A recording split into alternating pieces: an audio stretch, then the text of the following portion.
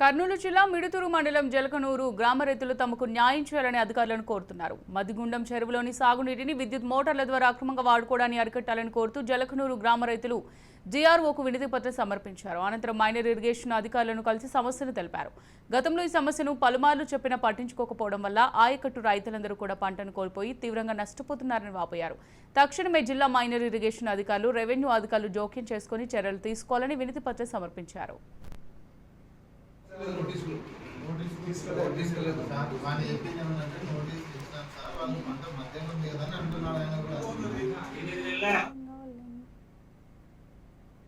ఈ చెరువు ఆయకట్టు సుమారు 2800 ఎకరాలు ఉన్నది.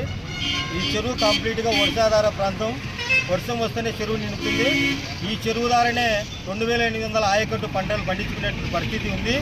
కానీ మా ఆయకట్టుదారులు కాదని చెప్పి నాన్న ఆయకట్టుదారులు కరెంటు మోటార్లు పెట్టి నీటిని తోడుకొని ఇతర గ్రామాల పొలం రైతులు వాడుకుంటున్నారు. దీనివల్ల రెండు గ్రామాల్లో రైతుల మధ్య గొడవలు జరుగుతున్నాయి.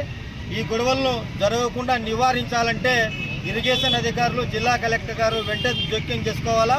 మోటార్లు రద్దు చేసి వారికి ప్రత్యామ్నాయ మార్గం ద్వారా సాగునీరు అందించేందుకు ప్రభుత్వం కృషి చేయాలని చెప్పేసి ఆంధ్రప్రదేశ్ రైతు సంఘంగా డిమాండ్ చేస్తున్నాం.